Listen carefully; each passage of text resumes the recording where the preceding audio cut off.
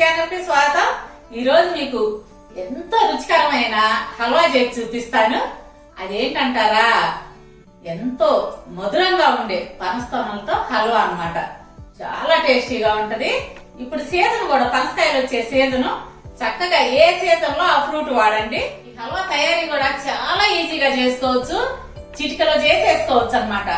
ఇప్పుడు ఎలా తయారు చేయాలో చేసి చూపిస్తాను, చూసేసేయండి. దీనికి ముందుగా కావాల్సింది పండిన పనస్తోనలు. ఈ పనస్తోనలు మిక్సీలో మెత్తగా పేస్ట్ మాదిరిగా చేసుకుందాము. నేను ఈ కప్తో 1 కప్ తీసుకున్నాను. ఇది 250 ml కప్ అన్నమాట.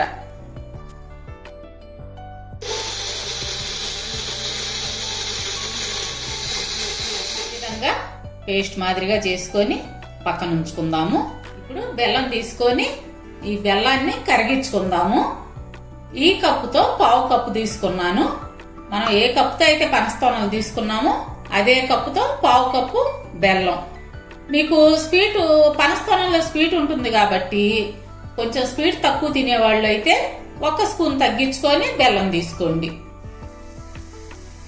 ఇప్పుడు ఈ బెల్లంలో కొద్దిగా వాటర్ పోసుకొని కరిగించుకుందాం.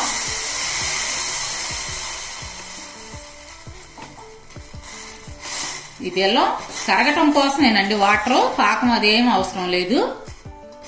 ఈ బెల్లాన్ని ఈ విధంగా వడగట్టుకుందాం. ఈ బెల్లం కరిగించడం ఎందుకంటే చూడండి, ఇట్లా డస్ట్ ఉన్నా ఏదన్నా పుల్లా పొడక ఉన్నా మనకి ఈ స్టైనర్ లో నిలిచిపోతుంది. అలాగే వేసామనుకోండి బెల్లం, ఇవన్నీ మనం చేసే పదార్థంలో కలిసిపోతాయి కదా. అందుకని ఏదైనా కానీ బెల్లంతో చేసేవి ఉన్నా కానీ ఈ విధంగా కరిగించి వడగట్టుకోండి. స్టవ్ వెలిగించి ఒక ప్యాన్ పెట్టుకొని 2 స్పూన్లు నెయ్యి ఇవేని కరగనిద్దాం. మీడియం ఫ్లేమే పెట్టుకోండి. ఇందాక మనం మిక్సీ పట్టుకున్న పనస్తోనల గుజ్జు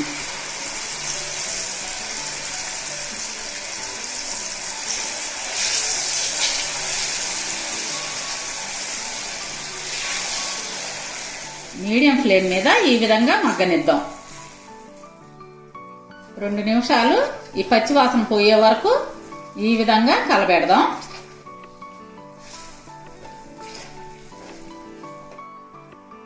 ఇప్పుడు ఈ విధంగా నెయ్యి వదిలేటప్పుడు ఇందాక కరిగించుకున్న బెల్లం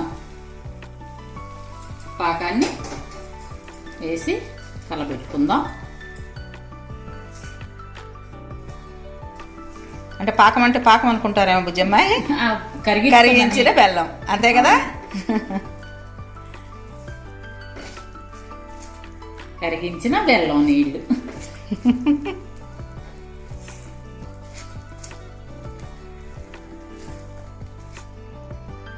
ఇలా మీడియం ఫ్లేమ్ మీద కలబెట్టుకుంటూ ఉందాము. అడుగు అంటకుండా చూసుకోండి అమ్మా. ఈ విధంగా పాన్ నుంచి విడిపడే ముందు 2 స్పూన్లు పచ్చికోవా, చిటికెడు యాలక పొడి వేసి బాగా కలపెడదాం. ఈ పచ్చికోవా మీకు కావాలంటే స్వీట్ షాపుల్లో అట్లా దొరికిద్దండి. ఈ కోవా వేసిన తర్వాత 1 నిమిషం ఈ విధంగా కలదిప్పుతూ ఉందాము.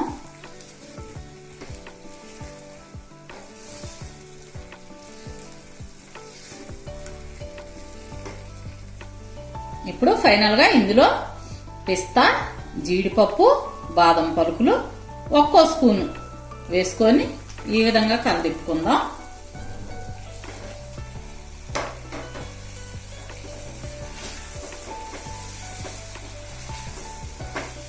బెల్లం ఇష్టపడిన వాళ్ళు పంచదార అయినా వేసుకోవచ్చు. ఇప్పుడు రెడీ అయింది. ఇట్లా అంటకుండా వస్తుంది చూడండి పాన్కి, అప్పుడు ఇది రెడీ అయినట్టు. ఇప్పుడు స్టవ్ కట్టేసి సర్వింగ్ బౌల్లోకి తీసుకుందాం. ఇందులో వేయించి పెట్టుకున్న జీడిపప్పు, బాదం పప్పు, పిస్తా వేసాం కదా. నేను బాదం పప్పుగానే వేసాను. మీరు కావాలనుకుంటే కట్ చేసి వేసుకోవచ్చు ముక్కలుగా. ఇదండి హల్వా రెడీ అయింది. ఎంత ఈజీగా చేసుకోవచ్చో చూసారు కదా. చక్కగా తయారు చేసుకొని తిని చూసి ఎంత టేస్టీగా ఉందో నాకు కామెంట్స్ లో చెప్పండి. సరే బుజ్జమ్మాయి, చూసారు కదండి చెల్లి చేసిన హల్వా. మరి మా వీడియోస్ మీకు నచ్చినట్టయితే లైక్ చేయండి, షేర్ చేయండి. అలాగే కొత్త వాళ్ళు మా ఛానల్ ని తప్పకుండా సబ్స్క్రైబ్ చేసుకోండి. పక్కనున్న బెల్ ఐకాన్ క్లిక్ చేసి ఆల్ అనే ఆప్షన్ ఎంచుకోండి. మేము పెట్టే ప్రతి వీడియో మీకు నోటిఫికేషన్ రూపంలో వస్తుంది. రేపు మరో మంచి వీడియోతో మీ ముందుకు వస్తాం. అప్పటి వరకు బాయ్.